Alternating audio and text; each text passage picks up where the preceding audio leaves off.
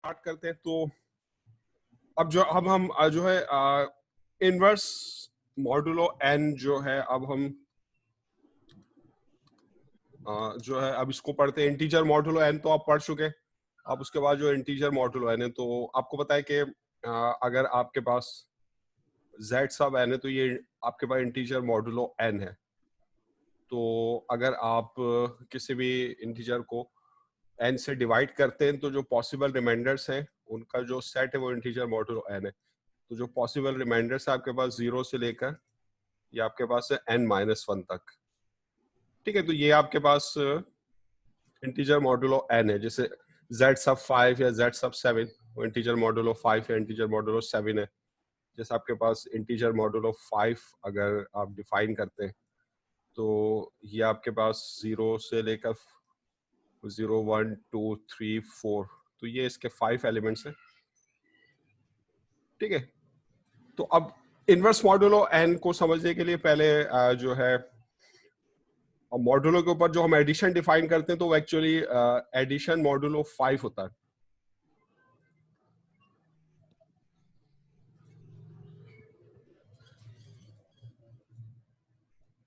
ठीक है, तो एडिशन मॉडुलो 5 यानी प्लस सब 5 है।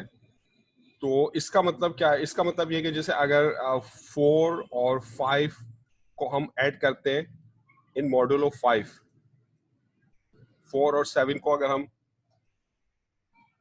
मॉडुलो 5 में ऐड करते हैं तो आप 4 और 7 को ऑर्डिनरी तरीके से ऐड करेंगे तो ये आपके पास 12 आएगा। फिर आप इसका मॉड ले लेंगे अंडर 5। मॉड अंडर 5 का मतलब ये कि इसको आप 5 से डिवाइड करके जो आप रिमाइंडर बताएंगे तो 5 2 10 होता है, तो आपके पास रिमाइंडर क्या होगा? रिमाइंडर आपके पास 2 होगा। तो ये एडिशन मॉडुलो 5 है, यानी एडिशन मॉडुलो 5 में आप ऐड करते हैं और ऐड करने के बाद फिर आप जो भी मॉडुलो है उसको अप्लाई करके आप रिमाइंडर मालूम करते हैं। ठीक है, तो ये आपके पास एडिशन मॉडुलो 5 है। जैसे अगर आपके पास जो अगर ए और बी को आप ऐड कर रहे हैं, ठीक है, अंडर एडिशन मॉडुलो एन, तो इसका क्या तरीकेकार है? इसका तरीकेकार ये है कि आप ए और बी को आप ऑर्डिनरी तरीके से ऐड कर दें, यानी a प्लस बी आप निकाल लें। फिर जो भी आपका आंसर है उस पर आप मॉड n अप्लाई करें, यानी उसको n से डिवाइड करके आप रिमाइंडर निकालें। तो यार देखें, जब भी आप मॉड करते हैं तो मॉड में आप जो है रिमाइंडर जो है वो मालूम करते हैं। ठीक है ना, तो ये इसकी डेफिनेशन है। ये एडिशन मॉडुलो n की है। जैसे मॉडुलो 5 होगा तो एडिशन मॉडुलो 5 है। इस तरह आपके पास जो है मल्टीप्लीकेशन मॉडुलो 5 है, मल्टीप्लीकेशन सब 5। ये मल्टीप्लीकेशन मॉडुलो 5 है आपके पास। तो इसमें भी हम यही करते हैं कि हम जैसे अगर 3 को हम मल्टीप्लाई कर रहे हैं अंडर मॉडुलो 5 बाई 9 से, ठीक है, तो हम 9 3 27 ऑर्डिनरी तरीके से आप मल्टीप्लाई कर दें। फिर जो भी आंसर है उसके ऊपर आप अपना गिवन मॉड जो है वो अप्लाई कर दें। तो हम मॉड 5 में काम कर रहे हैं तो फिर हम इसका मॉड लेंगे अंडर 5। ठीक है, तो अब 27 को 5 से डिवाइड करके रिमाइंडर मालूम करेंगे तो 5 5 25 होता है, तो रिमाइंडर आपके पास होगा 2। ठीक है, तो ये आपके पास जो है मल्टीप्लीकेशन मॉडुलो 5 है। तो एडिशन मॉडुलो 5 में ऐड करके हम मॉड अप्लाई करते हैं और मल्टीप्लीकेशन मॉडुलो में भी हम मल्टीप्लाई करके मॉड अप्लाई करते हैं। तो क्योंकि मॉड आमतौर पर हमें मालूम होता है तो हम जो एडिशन लिख रहे हो तो एक्चुअली वो एडिशन अंडर गिवन मॉडुलो होता है। तो टाइम बचाने के लिए हम ये नहीं शो करते, यानी एडिशन सब एन या मल्टीप्लिकेशन सब एन, एन हम शो नहीं करते, वो फिर अंडरस्टूड होता है। ठीक है, तो ये अगर आप किसी मॉडुलो में काम कर रहे हैं तो ये मॉडुलो अर्थमेटिक में काम करने का तरीका है कि अगर आप किसी मॉडुलो में काम कर रहे हैं उसमें जो भी एडिशन होगी वो एक्चुअली एडिशन मॉडुलो एन होगी और मल्टीप्लिकेशन जो होगी मल्टीप्लिकेशन मॉडुलो एन होगी। ठीक है, तो अब ये आपके पास अगर जैसे अगर हम एडिशन मॉडुलो जैसे इस तरह अगर फर्ज करें कि हमारे पास 11 है और इसमें हम एडिशन मॉडुलो 21 करते हैं तो 11 और 37 को ऐड करते हैं अंडर मॉडुलो 21। तो वैसा आप ऑर्डिनरी तरीके से ऐड कर लेंगे तो ये आपके पास आएगा 48। ठीक है, फिर आप इसके ऊपर जो भी गिवन मॉड है उसको अप्लाई करेंगे आप, यानी इसका मॉड लेंगे अंडर 21। तो 21 से डिवाइड करके आप रिमाइंडर निकालें तो 21 को 2 से मल्टीप्लाई करेंगे, 42 है तो रिमाइंडर आपके पास 6 आ जाएगा। ठीक है ना, तो ये एडिशन मॉडुलो 21 है। तो जनरली हमारे पास इंटीजर मॉडुलो n होता है, कोई मॉडुलो होता है और फिर उस मॉडुलो में हम जो भी एडिशन या जो भी मल्टीप्लिकेशन यूज करते हैं वो उस मॉडुलो के तहत होते हैं। वो एडिशन मॉडुलो n होते हैं और मल्टीप्लिकेशन मॉडुलो n होते हैं। तो ये चीज समझ गए आप, या इसमें कोई प्रॉब्लम तो नहीं है? क्लियर है ये बात? जी सर, यस सर, क्लियर। तो अब जैसे अगर फर्स्ट करें इंटीजर मॉडुलो 5 में हम काम कर रहे हैं, तो हमारे पास जो इसके मेंबर्स होंगे इस सेट के, तो वो ये होंगे 0 1 2 3 4। तो हम इसके मेंबर्स के ऊपर जो है एडिशन टेबल डिफाइन कर सकते हैं, जो कि एक्चुअली एडिशन मॉडुलो 5 होगा।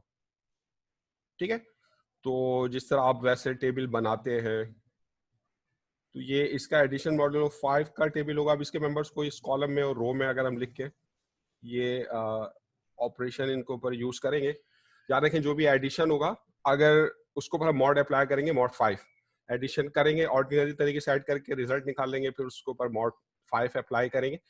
और अगर जो नंबर है वो 5 से छोटा है तो फिर मॉड अप्लाई करने की जरूरत नहीं है, क्योंकि फिर रिमाइंडर वही आएगा।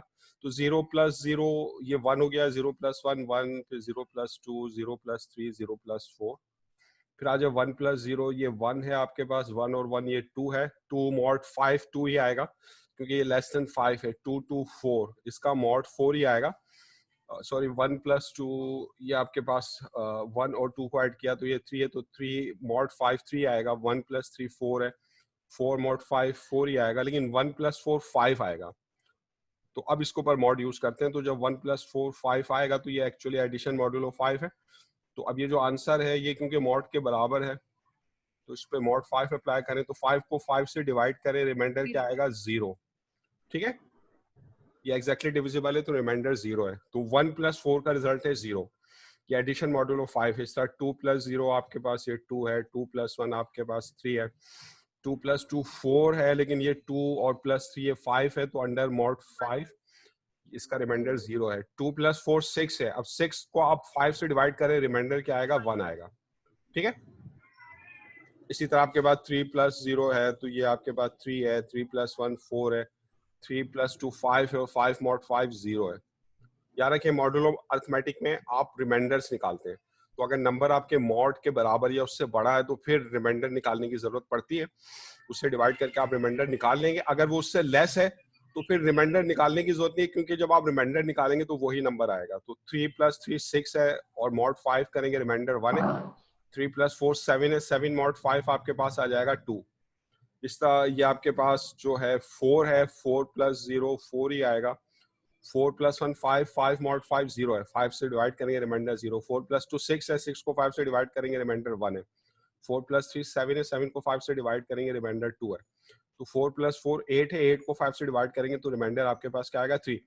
तो इस सेट के मेंबर्स के ऊपर आप देख रहे हैं, जब आप ये एडिशन मॉडुलो 5 अप्लाई करेंगे, ये जो रिजल्ट्स हैं वो इसी सेट से बिलोंग कर रहे हैं, इससे कोई बाहर आपको रिजल्ट नहीं मिलेगा। तो हम कहते हैं जो एडिशन मॉडुलो 5 है ये क्लोज्ड है, ये क्लोज है या बाइनरी ऑपरेशन है। अगर रिजल्ट्स जो हो आपके पास उसी सेट से बिलोंग करते हो तो वो ऑपरेशन क्लोज होता है या बाइनरी ऑपरेशन होता है। बाइनरी ऑपरेशन इसी तरह जो हम जो है मल्टीप्लिकेशन जो है हम उसका टेबल भी जो इसी तरह बना सकते हैं। मल्टीप्लिकेशन मॉडुलो 5 स्टेरिक 5 स्टेरिक सब 5 लिख दिया। इसको आप ये डॉट से भी डिनोट कर सकते हैं, डॉट सब 5, लेकिन ये डॉट बहुत छोटा है देखने में, इसलिए मैं स्टेरिक से डिनोट कर रहा हूँ।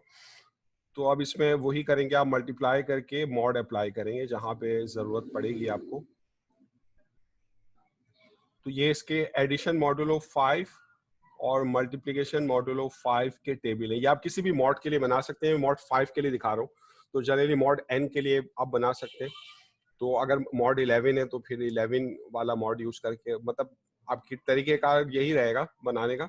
जिस तरह 0 को 0 से मल्टीप्लाई करें, 0 1 से मल्टीप्लाई करें, 0 0 0 और 0।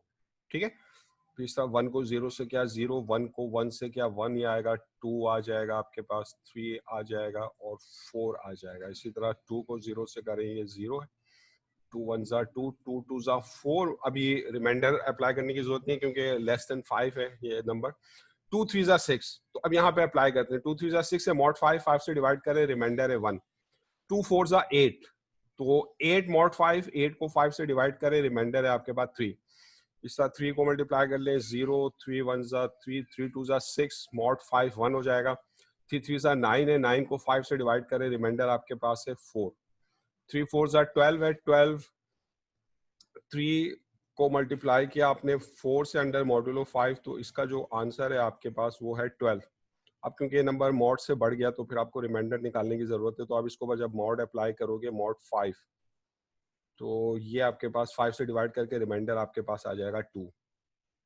ठीक है, इस तरह 4 0 4 4 1 जा 4, 4 2 जा 8, मॉड 5 है, 5 से डिवाइड करें, रिमाइंडर है 3, 4 3 जा 12 और 12 मॉड 5 लेंगे, रिमाइंडर है 2, 4 4 जा 16 है, तो उस पर मॉड अप्लाई करेंगे, 5 से डिवाइड करेंगे, रिमाइंडर क्या आएगा 1 आएगा। ठीक है, तो ये आपके पास मल्टीप्लिकेशन मॉडुलो टेबल है। तो ये जो इनवर्स मॉडुलो है इसका जो ताल्लुक है वो इनवर्स मालूम करने से, तो जैसे ऑर्डिनरी आपके पास अर्थमेटिक होती है उसमें इनवर्स का मतलब जो होता है वो डिवीजन होता है। जैसे अगर आपके पास ये आपके पास इक्वेशन है 3x इज इक्वल टू 12, अब इसको सॉल्व करने के लिए हम क्या करते हैं कि हम यहाँ पे जो x का कोफिशिएंट है 3, इसको रिमूव करने के लिए हम जो है 3 के इनवर्स से मल्टीप्लाई करते हैं दोनों साइड पर, यहाँ पर भी और यहाँ पर भी,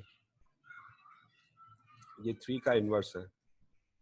ठीक है, अब क्योंकि मल्टीप्लिकेशन जो होती है एसोसिएटिव होती है, एसोसिएटिव का मतलब है कि अगर आप 3 नंबर्स को मल्टीप्लाई कर रहे हैं तो आप 2 तरीकों से मल्टीप्लाई कर सकते हैं। आप पहले b को c से मल्टीप्लाई कर दें, फिर जो आए उसको a से मल्टीप्लाई करें, या एक तरीका ये कि आप पहले a को b से मल्टीप्लाई करते हैं, तो ये ग्रुपिंग हम ब्रैकेट से दिखाते हैं, a को b से मल्टीप्लाई करते हैं और फिर उसको c से मल्टीप्लाई करें तो रिजल्ट सेम आता है, तो इस प्रॉपर्टी को हम एसोसिएटिव प्रॉपर्टी कहते हैं। तो यहाँ पे अगर हम एसोसिएटिव प्रॉपर्टी लगाएं तो हम क्योंकि ऑर्डिनरी मल्टीप्लिकेशन एसोसिएटिव, हम 3 इनवर्स को मल्टीप्लाई करते हैं 3 से और फिर उसको मल्टीप्लाई करेंगे x से। अब ये जो 3 इनवर्स है तो एक्चुअली ऑर्डिनरी आपके पास जो अर्थमेटिक होती है उसमें इनवर्स का मतलब जो होता है फ्रैक्शन होता है, तो ये 3 इनवर्स का मतलब है 1/3। 1/3 जो है ये 3 का इनवर्स है। क्यों? तो इनवर्स की डेफिनेशन क्या होती है कि अगर आप 1/3 को 3 से मल्टीप्लाई करें या आप 3 को 1/3 से मल्टीप्लाई करें तो आपको 1 मिलता है। 1 जो है वो मल्टीप्लिकेशन की आइडेंटिटी है। किसी भी नंबर को, कोई भी नंबर x से, उसको अगर आप 1 से मल्टीप्लाई करते हैं या 1 को x से मल्टीप्लाई करते हैं तो वही नंबर आपको हासिल होता है, उसकी आइडेंटिटी पे कोई फर्क नहीं पड़ता, तो हम 1 को कहते हैं मल्टीप्लिकेटिव आइडेंटिटी है। तो इनवर्स की डेफिनेशन ये है कि आप कोई भी नंबर है उसका इनवर्स का मतलब एक ऐसा नंबर मालूम करना है, उसको उससे मल्टीप्लाई करें दोनों तरीकों से, यानी 1/3 को 3 से या 3 को 1/3 से, तो आपको 1 हासिल हो। ठीक है ना, मल्टीप्लिकेटिव आइडेंटिटी। तो फिर ऐसे जो नंबर्स होंगे वो एक दूसरे का इनवर्स होंगे। तो ये तो ऑर्डिनरी मैं आपको करके दिखा रहा हूँ ऑर्डिनरी अर्थमेटिक में। तो यहाँ पे एक्चुअली ये जो 3 इनवर्स है ये आपके पास क्या है, ये 1/3 है, तो ये 1/3 और इंटू 3 ये फिर कैंसिल हो जाएगा, आपको 1 मिलेगा, और 1 इंटू एक्स आपके पास क्या होता है, ये मल्टीप्लिकेटिव आइडेंटिटी आपको एक्स से मिल जाता है। यहाँ पे ये कैंसिल करेंगे आप, तो जिस तरह हम ये सॉल्व करते हैं अपनी ऑर्डिनरी एडिशन अलजेब्रा में, तो ये हमें एक्स की वैल्यू मिल जाएगी। तो हम इसको सॉल्व करने के लिए जो एक्स का कोफिशिएंट होता है उसको उसके मल्टीप्लिकेटिव इनवर्स से हमें मल्टीप्लाई करना पड़ता है। एंड सिंपली तो हम ये करते हैं 3 को वहां ले जाके डिवाइड कर देते हैं, लेकिन एक्चुअली बैकग्राउंड में ये सारा ये अलजेब्रा हो रहा होता है। ठीक है, तो इनवर्स की डेफिनेशन क्या होती है, अगर आपके पास कोई आपके पास नंबर है, तो इनवर्स की जो आपके पास डेफिनेशन है, जो जनरल इनवर्स डेफिनेशन, तो उसमें ये आपके पास है कि अगर आपके पास कोई नंबर है a, उसको आप जो है किसी नंबर a को अगर आप किसी एक और नंबर a बार से मल्टीप्लाई करते हैं, a को a बार से या a बार को a से आप मल्टीप्लाई करते हैं, तो आपको 1 मिलना चाहिए। तो अगर ऐसा है तो ये जो a बार होगा आपके पास, ये a का इनवर्स होगा, a बार का इनवर्स a होगा और a का इनवर्स a बार होगा। तो ये डेफिनेशन है आपके पास इनवर्स की। ठीक है ना, तो अब ये जो डेफिनेशन है हम ये यूज कर रहे हैं इंटीजर मॉड्यूलो में। तो याद रखें कि जो इंटीजर मॉड्यूलो में हमारे पास एडिशन जो है, एडिशन मॉड्यूलो n है, मल्टीप्लिकेशन मल्टीप्लिकेशन मॉड्यूलो n है, और जो सब्ट्रैक्शन है सब्ट्रैक्शन मॉड्यूलो n है, और उसमें अगर नेगेटिव फॉर्म होगी तो उसे आप पॉजिटिव फॉर्म में कन्वर्ट करेंगे। तो इंटीजर मॉड्यूलो n में जो डिवीजन है ना, वो एक्चुअली इनवर्स मॉड्यूलो n है। तो इनवर्स मॉड्यूलो n का रोल वही है जो ऑर्डिनरी अर्थमेटिक में डिवीजन का होता है, लेकिन हम इसमें इसको डिवीजन नहीं कहते, इसमें हम इसको इनवर्स मॉड्यूलो कहते हैं। तो इसकी डेफिनेशन क्या है, इसकी डेफिनेशन में समझा देता हूँ। जैसे अब जैसे मिसाल के तौर पर मैंने 2 का इनवर्स निकालना है मॉडुलो 5 में, ठीक है। तो 2 का इनवर्स मॉड 5 में, तो इसका मतलब क्या है? तो इनवर्स की डेफिनेशन अगर आपके सामने है, तो इसका मतलब है कि 2 के इनवर्स का मतलब है कि 2 को एक ऐसे नंबर से मैं मल्टीप्लाई करूं, याद रखें जो मल्टीप्लिकेशन होगी, मल्टीप्लिकेशन मॉड्यूलो 5 होगी, कि मुझे 1 मिले। तो वो जो नंबर होगा जो 2 से मल्टीप्लाई करके आपको 1 देगा, वो जो होगा 2 का इनवर्स होगा। तो अगर हम इसके टेबल में आए 2 की रो में, ये 2 की रो है आपके पास, तो इस रो में देखें 2 को किस नंबर, कहाँ पे 1 हासिल हो रहा है, यहाँ पर। तो वो कौन सा नंबर है जिसको जब मैंने 2 से मल्टीप्लाई किया वो मुझे 1 दे रहा है? वो 3 है। तो मॉड्यूलो 5 में जब मैं 2 को 3 से मल्टीप्लाई करता हूँ, या 3 को मैं 2 से मल्टीप्लाई करता हूँ, ऑर्डर चेंज करके भी अगर आप मल्टीप्लाई करें तो मुझे 6 मिलता है। और जब इसके ऊपर मैं मॉड 5 अप्लाई करता हूँ, यानी इसको 5 से डिवाइड करके मैं रिमाइंडर निकालता हूँ, तो रिमाइंडर 1 आता है। तो इसका मतलब ये जो 3 है ये मॉड 5 में 2 का इनवर्स है। तो ये इनवर्स मॉड्यूलो 5 है ऑफ 2। तो इसका मतलब ये है कि जो इनवर्स ऑफ 2 है, ये है inverse of 2 in mod 5 that is 3, ठीक है ना। तो इसका मतलब सिंपली ये है कि जब आप 2 को 3 से मल्टीप्लाई करोगे मॉड 5 में, या 3 को 2 से मल्टीप्लाई करोगे मॉड 5 में, तो रिमाइंडर जो आएगा आपके पास वो 1 आएगा, ठीक है ना। इसी तरह अगर हम देखें 3 का इनवर्स, यानी वो कौन सा नंबर है जिसको 3 से आप मल्टीप्लाई करें तो 1 आ रहा है, तो वो 2 है। तो 2 का इनवर्स 3 है, और 3 का इनवर्स 2 है। इसी तरह अगर हम 4 का इनवर्स देखें, 4 का इनवर्स इन मॉड्यूलो 5, ये इनवर्स मॉड्यूलो है, 4 है। वो आपके पास 4 है, क्योंकि 4 को 4 से मल्टीप्लाई, तो 4 इनवर्स मॉड्यूलो 5 में खुद 4 अपना इनवर्स है। तो 4 का इनवर्स जो है मॉड्यूलो 5 में वो 4 ही है। तो याद रखिए, आप जब इनवर्स निकालेंगे तो आपको मॉड्यूलो पता होना चाहिए। अगर मॉड्यूलो पता नहीं होगा तो फिर इनवर्स मीनिंगलेस है, फिर उसके बारे में बात करना बेकार है। तो जब आप इनवर्स निकाल रहे हैं तो आप पूछेंगे किस मॉड में, यानी इनवर्स मॉड्यूलो इन सम एन। तो खाली इनवर्स नहीं है, ये इनवर्स मॉड्यूलो एन है आपके पास, ठीक है ना, इनवर्स मॉड्यूलो एन। सर ये तो जो रिजल्ट है ये हमें पहले से पता बताया जाएगा ना? हाँ, मॉड्यूलो आपको पता होगा। जैसे अगर आप क्रिप्टोग्राफी में आप जो है मॉड्यूलो 26 में जो है आप काम कर रहे हैं, तो वहां पे जो इनवर्स मॉड्यूलो की आपको जरूरत पड़ेगी वो कौन सा होगा? इनवर्स मॉड्यूलो 26, ठीक है। लेकिन अगर कोई दूसरा मॉड्यूलो है तो वो आपको गिवन होगा, तो मॉड्यूलो पता होगा, फिर आप इनवर्स निकाल सकते हैं। अच्छा, अब इसी नहीं सर, तरीके से, जैसे जैसे अच्छा अच्छा, 1 आइडेंटिटी है, ये हमें याद रखना है, इनवर्स की आइडेंटिटी 1 है और हाँ, मॉड्यूलो हमें। इनवर्स की आइडेंटिटी जो है ये एक्चुअली पूरा है मल्टीप्लिकेटिव इनवर्स, क्योंकि इसमें जो राइट। ऑपरेशन है वो मल्टीप्लिकेशन है। हम ये एक एडिटिव इनवर्स भी होता है ना, एडिटिव इनवर्स में हम सब्ट्रैक्ट करते हैं उसमें, यानी एडिशन के लिहाज से इनवर्स निकालते हैं, तो उसमें जो एडिटिव आइडेंटिटी होती है वो 0 होती है। तो यहाँ पे करेक्ट। अंडरस्टूड है कि हम जो है मल्टीप्लिकेशन ऑपरेशन की बात करें तो मल्टीप्लिकेटिव इनवर्स है, या उसको शॉर्ट में हम जस्ट इनवर्स भी कहते हैं। तो जब हम इनवर्स की बात करते हैं ना, तो वो बाय डिफॉल्ट वो मल्टीप्लिकेटिव इनवर्स है। तो मल्टीप्लिकेटिव आइडेंटिटी 1 है। तो मल्टीप्लिकेटिव इनवर्स उस वक्त निकाल सकते हैं जब मल्टीप्लिकेटिव आइडेंटिटी हो। तो मतलब हमारे पास कुछ सिस्टम्स ऐसे होते हैं जिनमें आइडेंटिटी नहीं होती, अगर आपने एब्स्ट्रैक्ट अलजेब्रा वगैरह पढ़ा हो। लेकिन यहाँ पे ऐसा नहीं है, यहाँ पे मतलब क्रिप्टोग्राफी में हमारे पास जो मल्टीप्लिकेटिव आइडेंटिटी है वो हमेशा 1 होगी, ठीक है। अगर आपके पास मैट्रिसेस है आपका सिस्टम, तो उसमें जो आइडेंटिटी मैट्रिक्स होता है ना, जिसके जी। डायगोनल में 1 होते हैं और सारे मेंबर 0, तो वो उसकी मल्टीप्लिकेटिव आइडेंटिटी होती है। तो नंबर्स के लिए 1 है, मैट्रिक्स के लिए आपके पास जो है वो आइडेंटिटी मैट्रिक्स है। अगर वेक्टर है आपके पास, वेक्टर आपके ऑब्जेक्ट्स हैं, तो उसमें जो मल्टीप्लिकेटिव आइडेंटिटी है वो यूनिट वेक्टर है, यूनिट ठीक है ना। वेक्टर सही। तो ये इसकी डेफिनेशन है। तो अब ये आप समझ गए, इसको हम जो है वो किस तरह निकालेंगे। अब जैसे अगर मैं जो है इंटीजर मॉड्यूलो 4 में हूँ, तो इसमें मुझे पता है कि जो भी नंबर है 0 1 2 3 है। तो अगर मैं इसका मल्टीप्लिकेशन टेबल अगर जो है मैं इसका बनाता हूँ,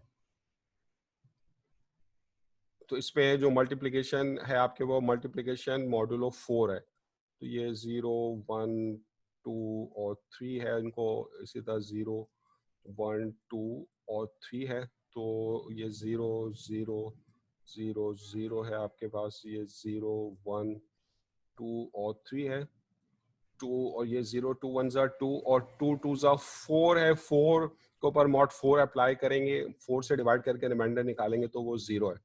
फिर 2 3 जा 6 है, 6 को 4 से डिवाइड करके रिमाइंडर निकालेंगे तो ये आएगा 2 आपके पास, ठीक है ना। इस 3 को 0 से मल्टीप्लाई किया, 0 3 1 जा 3, 3 2 जा 6 है और 6 मॉड 4 आपके पास क्या हो जाएगा, 2 हो जाएगा। 3 3 जा 9 है और 9 को 4 से डिवाइड करके रिमाइंडर निकालें तो वो आपके पास क्या है, 1 है, ठीक है। तो अब इसमें बताएं मॉड्यूलो 4 में 2 का इनवर्स क्या है, वो कौन सा नंबर है जिसको आप 2 से मल्टीप्लाई करेंगे तो आपको 1 मिलेगा। ये हमने मालूम करना है कि किस नंबर को हम जो है 2 से मल्टीप्लाई करें कि हमें 1 मिले। तो अगर हम देखें 2 की रो में जाएं हम तो इसमें तो 1 नहीं है, तो यहाँ पे मॉड्यूलो 4 में 2 इनवर्स डज नॉट एग्जिस्ट। तो जरूरी नहीं है कि इनवर्स हमेशा एग्जिस्ट करे। तो यहाँ पे मॉड 4 में जो 2 इनवर्स है वो एग्जिस्ट नहीं करते, यानी मॉड 4 में कोई ऐसा नंबर नहीं है जिसको 2 से मल्टीप्लाई करें रिमाइंडर जो है वो 1 है। अगर हम 3 का इनवर्स निकालें तो 3 को किससे मल्टीप्लाई करें हमें 1 मिले तो वो एग्जिस्ट करता है। 3 का इनवर्स एग्जिस्ट करता है, 3 3 जा 9, मॉड 4 है वो आपके पास 1 है, तो मॉड 4 में 3 का इनवर्स जो है वो 3। तो इसका मतलब है कि जरूरी नहीं कि मॉड एग्जिस्ट करे, हो सकता है कि जरूरी नहीं कि मॉडुलो इनवर्स एग्जिस्ट करे। किसी मॉड में हो सकता है कि किसी नंबर का इनवर्स एग्जिस्ट नहीं करे, जैसे 2 का मॉड 4 में इनवर्स एग्जिस्ट नहीं करता, और किसी नंबर का एग्जिस्ट करे जैसे 3 का करता है, 1 का भी करता। 1 का इनवर्स हमेशा 1 होगा, 0 का इनवर्स एग्जिस्ट नहीं करता। तो हर सिस्टम में 0 का इनवर्स नहीं होगा क्योंकि कोई ऐसा नंबर नहीं है जिसको 0 से मल्टीप्लाई करके 1 मिले। तो 0 को छोड़ के बाकी जो नंबर है कुछ के इनवर्स एग्जिस्ट करेंगे, कुछ के इनवर्स एग्जिस्ट नहीं करेंगे।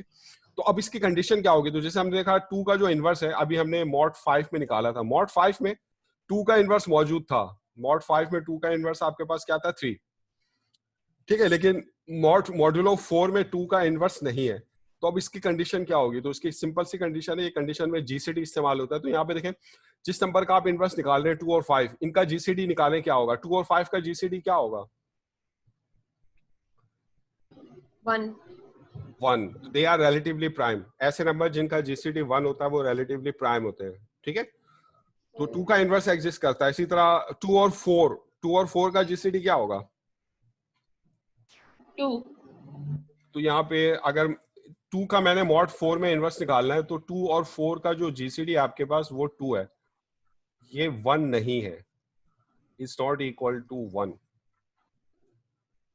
तो 2 और 4 क्योंकि रिलेटिवली प्राइम नहीं है तो इसलिए 2 का मॉड 4 में इनवर्स एग्जिस्ट नहीं करता। लेकिन जब हम 3 का इनवर्स निकाल रहे हैं मॉड 4 में तो 3 और 4 का जो जीसीडी है वो 1 है। तो 3 और 4 रिलेटिवली प्राइम है तो 3 का मॉड 4 में इनवर्स एग्जिस्ट करता है। इस तरह जब हमने 2 का मॉड 5 में इनवर्स निकाला तो 2 और 5 का जीसीडी 1 है तो उसका इनवर्स एग्जिस्ट करता है। तो इनवर्स की कंडीशन जो है वो हमारे पास क्या होती है, इनवर्स की कंडीशन ये कि condition for modulo inverse, condition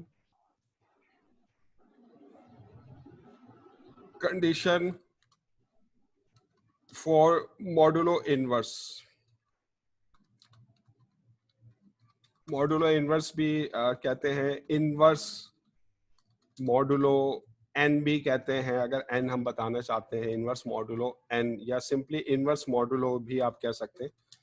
तो एक ही मतलब है इसका, इनवर्स मॉडुलो एन या इनवर्स मॉडुलो। तो कंडीशन इसकी क्या आपके पास, तो कंडीशन ये कि अगर आप किसी नंबर ए का किसी मॉडुलो एम में, एम आपके पास मॉडुलो है, आप इनवर्स निकालना चाहते हैं, तो अगर इस नंबर का जो जीसीडी है आपके पास,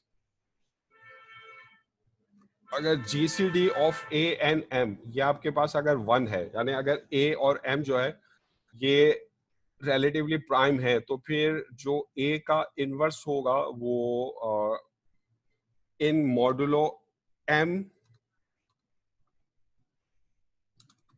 एग्जिस्ट, ठीक है ना। ये आपके पास कंडीशन है। और अगर ऐसा नहीं है, अगर जीसीडी ऑफ ए, जिस नंबर का आप इनवर्स निकाल रहे हैं और जिस मॉडुलो में इनवर्स निकाल रहे हैं, तो आप उसका जीसीडी लें। अगर ये जीसीडी अगर ये 1 नहीं है तो फिर जो इनवर्स होगा आपके पास वो एग्जिस्ट नहीं करेगा, ठीक है ना। तो ये आपके पास जो है, ये आपके पास जो है ये कंडीशन है कि मॉडुलो इनवर्स जो है वो कब एग्जिस्ट करता है। तो अब आ जाए जो हमने इससे पहले मैंने आपको जो साइफर्स बताए थे, जो आपके पास जो प्लेन टेक्स्ट है उसको आप इन साइफर करके या इनक्रिप्ट करके आप कोडेड टेक्स्ट में कन्वर्ट करते हैं, उसको हम साइफर भी कहते हैं। तो आपको जैसे मैंने जो शिफ्ट साइफर्स बताए और फिर सीजर साइफर बताया जो कि खास किस्म का शिफ्ट साइफर है। अब जो तीसरी टाइप के हमारे पास है वो आपके पास हैं एफाइन साइफर्स। ठीक है, एफाइन साइफर्स है। तो अब इसमें जो आपके पास एफाइन साइफर्स हैं, इसके अंदर इसकी स्कीम जो है वो आपके पास क्या है, तो आपके पास जो शिफ्ट साइफर में तो आप सिंपली क्या करते हैं, आप जो भी अपना लेटर होता है उसको राइट हैंड साइड पर आपके यूनिट शिफ्ट करते हैं। तो इसमें जैसे ये आपके पास इंक्रिप्शन स्कीम होती है कि जो भी आपके पास प्लेन टेक्स्ट है उसमें आप कोई की ऐड कर दें और जो सारी आपकी अर्थमेटिक होगी वो आपके पास होगी मॉड 26। ठीक है, तो इस तरह आपको साइफर टेक्स्ट हासिल होगा। तो अब आप मतलब समझ रहे हैं कि जो आपके पास क्रिप्टोग्राफिक अर्थमेटिक है उसका मतलब क्या होता है। अर्थमेटिक का मतलब होता है, जब भी हम अर्थमेटिक कहते हैं, अर्थमेटिक का मतलब होता है 4 ऑपरेशन, एडिशन, सब्ट्रैक्शन, मल्टीप्लिकेशन और डिवीजन। तो क्रिप्टोग्राफी में जो एडिशन होती है वो एडिशन मॉडुलो एन है। तो जो क्रिप्टोग्राफिक आपके पास अर्थमेटिक है उसमें जो भी एडिशन होगी वो अंडर मॉडुलो एन होगी, जो मल्टीप्लिकेशन होगी अंडर मॉडुलो एन होगी, वो मल्टीप्लिकेशन मॉडुलो एन है। उसमें जो सब्ट्रैक्शन होगी वो अंडर मॉडुलो एन होगी, नेगेटिव फॉर्म है तो उसको आप पॉजिटिव फॉर्म में कन्वर्ट कर सकते हैं। और जो इसमें एक्चुअली डिवीजन है, डिवीजन की जगह आपके पास क्या इनवर्स, वो इनवर्स मॉडुलो एन है। तो ये जो 4 ऑपरेशन है ना जिसको अंडर मॉडुलो एन करते हैं, तो ये आपके क्रिप्टोग्राफिक अर्थमेटिक होती है। ठीक है, तो अब इसमें ये तो आपके पास जो है शिफ्ट साइफर है। तो अब अगर आप जो है अपने इंक्रिप्शन इस तरह करें कि आप जो पी है उसको आप पहले किसी नंबर ए से मल्टीप्लाई करके उसमें जो है आप कोई दूसरा नंबर बी ऐड करें, इस तरीके से आप इंक्रिप्शन करें, तो ये जो इंक्रिप्शन स्कीम है इसको हम कहते हैं एफाइन साइफर्स। ठीक है ना, लीनियर साइफर्स भी कहते हैं क्योंकि एक लीनियर फंक्शन टाइप का है ये आपके पास। तो ये इसके अंदर यानी शिफ्ट साइफर में और इसमें क्या फर्क है, यहाँ पर अगर आप ए को 1 कर दें तो ये बन जाएगा शिफ्ट साइफर। ए 1 कर देंगे तो पी प्लस बी है, बी का है या के का है इससे कोई फर्क नहीं पड़ता। तो जो एफाइन साइफर है वो मोस्ट जनरल है, यानी शिफ्ट साइफर्स जो होते हैं वो दरअसल सारे एफाइन साइफर्स ही होते हैं। शिफ्ट साइफर जो है वो सारे एफाइन साइफर्स हैं जिनमें ए जो होता है वो आपके पास 1 होता है। ठीक है, तो जो ज्यादा जनरल आपके पास साइफर स्कीम है वो आपके पास है एफाइन साइफर्स। ये तो इसको ब्रेक करना निस्बतन मुश्किल होगा। ठीक है ना, तो अब जैसे मिसाल के तौर पे अगर फर्ज करें कि ये आपके पास एक एफाइन साइफर स्कीम दी। अच्छा, अब इसमें अगर मैं इसके, ये तो मैंने आपको इंक्रिप्शन बता दिया, अगर मैं इसकी डिक्रिप्शन निकालूं, ये इसके इंक्रिप्शन स्कीम है ई। तो प्लेन टेक्स्ट को कोडेड टेक्स्ट में साइफर में कन्वर्ट करने का तरीकेकार क्या है, उसका फंक्शन क्या है, उसका फार्मूला क्या है, एल्गोरिथम क्या है। अब डिक्रिप्शन निकाले यानी अगर की सी से पी निकालना हो तो अगर आप इसी को सॉल्व कर लें, जो आपके पास फार्मूला है एफाइन साइफर का, C is equal to A P plus B, तो यहाँ से पी को आप अलग कर लें तो ए पी आपके पास होगा सी माइनस बी। ठीक है, और फिर यहां से पी के साथ जो ए है इसको रिमूव करने के लिए हमें क्या करना पड़ेगा, ए के इनवर्स से दोनों साइड मल्टीप्लाई करना पड़ेगा, ताकि जब ए का इनवर्स ए से मल्टीप्लाई हो, जैसे ऑर्डिनरी मल्टीप्लिकेशन में 3 होता है तो आप 3 से दोनों साइड डिवाइड करते हैं, तो जो 3 से आप डिवाइड कर रहे होते हैं वो एक्चुअली 3 का इनवर्स होता है। तो डिवाइड इसलिए करते हैं कि वो 3 और वो 3 इनवर्स एक दूसरे को कैंसिल करें, आपको 1 मिले। तो अब यहाँ पे क्योंकि आपको ए इनवर्स जो है उसकी जरूरत पड़ेगी ताकि आप पी को सेपरेट कर सकें, तो इसका मतलब है कि ए इनवर्स को एग्जिस्ट करना चाहिए, तो ए इनवर्स मस्ट एग्जिस्ट।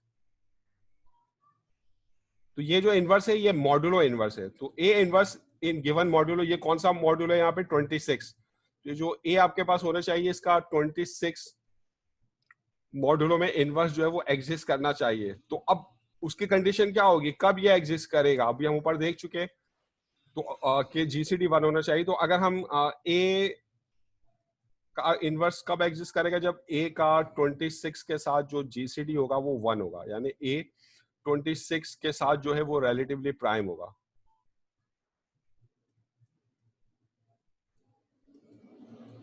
ठीक है, तो जो आपके पास एफाइन साइफर्स हैं, एफाइन साइफर्स में, एफाइन साइफर्स के अंदर ये जो इसका फार्मूला है, ये जो आपके पास इसका फार्मूला है, तो इसमें कंडीशन क्या है, कंडीशन ये कि इसमें ए आप हर नंबर नहीं ले सकते, ए आप एक ऐसा नंबर ही ले सकते हैं जिसका इनवर्स एग्जिस्ट करता हो, यानी ए एक ऐसा नंबर ही ले सकते हैं जो 26 के साथ जिसका जीसीडी 1 हो। ठीक है, अगर जीसीडी 1 नहीं होगा तो फिर उसका इनवर्स एग्जिस्ट नहीं करेगा, फिर आप जो है डिक्रिप्ट नहीं कर सकेंगे। तो अब डिक्रिप्शन अगर मैं यहाँ पे अब कंप्लीट कर दूं अब ए का इनवर्स ए से मल्टीप्लाई होगा तो ये इसको इस तरह लिख लें, ए इनवर्स की ग्रुपिंग कर लें ए के साथ, क्योंकि मल्टीप्लिकेशन एसोसिएटिव है। और यहाँ पे ये आपके पास है A inverse into C minus A inverse into B. ये ए इनवर्स से मल्टीप्लाई कर लिया तो ये तो आपके पास क्या हो जाएगा, ये 1 हो जाएगा, 1 पी से मल्टीप्लाई होगा तो ये पी आ जाएगा। तो आपके पास जो डिक्रिप्शन स्कीम है P that is equal to A inverse C minus A inverse B. तो ये जो है फाइन साइफर की डिक्रिप्शन स्कीम है, यानी सी से पी निकालने का तरीका है आपके पास ये, ठीक है। तो अब जैसे फॉर एग्जांपल अगर आपके पास सी है 3p प्लस 7, ये फाइन साइफर, इसमें a जो है 3 है और b जो है आपके पास वो 7 है। तो इसमें जो a आपने लिया हुआ है ये आप देखेंगे क्या ये फाइन स्कीम जो है वैलिड है। ये जो a है 3, ये ऐसा नंबर होना चाहिए जिसका 26 के साथ GCD 1 हो। तो 3 का 26 के साथ GCD 1 है तो यह स्कीम जो है आपके पास वैलिड है, ये वैलिड फाइन स्कीम है। तो अब इसके तहत अगर फर्ज करेंगे मुझे इंक्रिप्शन करनी हो आपकी किसी मैसेज की, तो इनक्रिप्ट, तो जैसे फर्ज करें रन, इसको मैंने जो है वो इनक्रिप्ट करना है इस फाइन साइफर के तहत। तो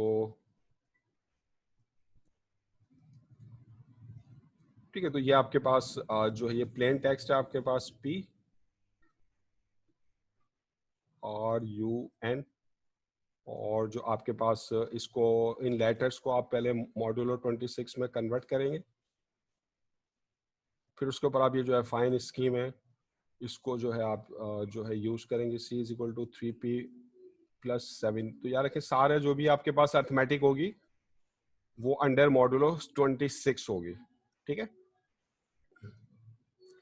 और फिर जो है हम उसको C में कन्वर्ट कर लेंगे। तो अब जो R होता है आपके पास ये 17 होता है, U जो होता है आपके पास ये आपके पास 20 होता है, और जो मॉड्यूलो 26 में जो N होता है ये आपके पास 13 होता है, ठीक है। तो अब ये P की जगह जो है आप 17 रखें, 3 से मल्टीप्लाई करें और उसमें 7 ऐड कर दें, तो ये आपके पास कितना आ जाएगा 17 को अगर आप यानी ये इसको सॉल्व करना आपने 3 इंटू 17 और प्लस 7 और फिर इसके ऊपर मॉड 26 अप्लाई करना, ठीक है ना। तो ये आप ये आपके पास 51 और प्लस 7 तो ये हो जाएगा 58, ठीक है ना। तो अब इसके ऊपर आप मॉड्यूलो 26 में काम कर रहे हैं इंग्लिश अल्फाबेट से, तो इसमें जो है आप इसके ऊपर मॉड 26 अप्लाई करें, 26 से डिवाइड करके आप रिमाइंडर निकालें। तो 26 टू जा 52 होता है, तो ये आपके पास रिमाइंडर कितना आ जाएगा 6 आ जाएगा।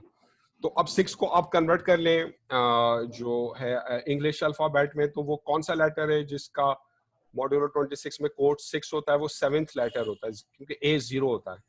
तो ABCDEFG है ये आपके पास, ये G में कन्वर्ट हो गया। इस तरह U है 20, यहाँ पे रखें 23 आपके पास 60 और ये 67 है। फिर इसके ऊपर अगर आप जो है मॉड इस्तेमाल कर लें मॉड 26, तो इसको अगर आप डिवाइड करते हैं 26 टू जा 52 है, तो रिमाइंडर आपके पास आ जाएगा 15। और 15 का O आपका 14 होता है, तो ये नेक्स्ट है आपके पास P है। इस तरह 13 है, 13 3 जा 39 और 7 ये 46 हो जाएगा आपके पास। और फिर 46 के ऊपर ये अगर आप मॉड इस्तेमाल करते हैं 26 से डिवाइड करके इसका अगर आप मॉड निकालते हैं तो 26 है आपके पास, तो ये 20 आ जाएगा। रिमाइंडर जो आपके पास 26 1 26, तो रिमाइंडर 20। तो अब 20 का कौन सा बन रहा है, ये U है। तो जो आपके पास ये जो रन है ना, तो ये फिर आपका ये इनक्रिप्ट हो जाएगा GPU में, ठीक है। तो अब अगर आपने डिक्रिप्ट करना है तो उसके लिए फिर आपको इनवर्स निकालना पड़ेगा। तो अब इनवर्स निकालने का क्या तरीकेकार होता है, एक तो होता है बाय इंस्पेक्शन होता है, जैसे ऊपर हमने डेफिनेशन की मदद से निकाला। लेकिन अगर मॉड आपके पास बहुत ज्यादा बड़ा है तो फिर ज्यादा बाय इंस्पेक्शन में तो आपको बहुत टाइम खर्च होगा, वो तो फिर आपके पास कोई मेथड होना चाहिए जिससे आप इनवर्स निकाल सकते हो। तो अब वो जो मेथड है वो फिर मैं आपको बताता हूँ। तो उसमें कुछ और नंबर थ्योरी की नॉलेज जो है हमें चाहिए होगी। तो अब इसमें पहले जो है आपके पास वो बिजाउट्स थ्योरम है।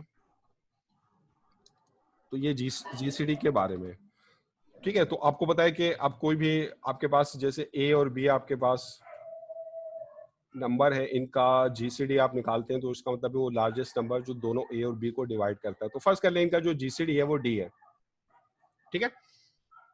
तो अगर मैं ए को किसी इंटीजर 4 से मल्टीप्लाई करूं प्लस बी को किसी इंटीजर 7 से मल्टीप्लाई करूं और इनको ऐड कर दूं, तो ये मेरे पास क्या, ये ए और बी का लीनियर कॉम्बिनेशन है। That is linear combination of A and B। तो ये A और B का जो है ये लीनियर कॉम्बिनेशन है। तो मतलब मुख्तलिफ लीनियर कॉम्बिनेशन लिख सकते हैं आप A और B को कोई से भी किसी भी इंटीजर से मल्टीप्लाई करके आप ऐड कर दें। तो 11A माइनस 3B, तो यहाँ पे मैंने A को 11 से मल्टीप्लाई किया और B को -3 से मल्टीप्लाई किया, तो माइनस प्लस माइनस हो गया। तो जनरली अगर A और B है, इनको मैं कोई भी इंटीजर N और M से मल्टीप्लाई कर देता हूँ, ठीक है। तो ये N और M जो है आपके पास ये इंटीजर है। तो ये जो आपके पास है ये A और B का जो है लीनियर कॉम्बिनेशन है, ठीक है, जिसमें N और M कोई भी दो इंटीजर्स होंगे।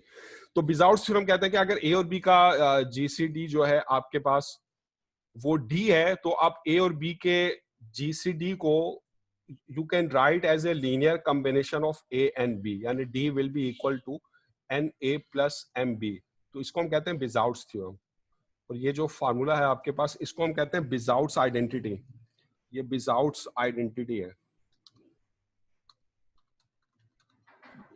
सर एक दफा दोबारा बता दें। और अगर आपके पास दो नंबर A और B है, उनका जीसीडी आपके पास D है, तो आप दो नंबर के जीसीडी को उन नंबर्स के एक लीनियर कॉम्बिनेशन के तौर पर लिख सकते हैं। यानी A और B का जीसीडी D है, तो A दो ऐसे इंटीजर्स होंगे जिनको आप A और B से मल्टीप्लाई करके ऐड करेंगे, तो ये A और B के जीसीडी के बराबर आएगा, ठीक है। यानी D जो होगा that will be A linear combination of A and B।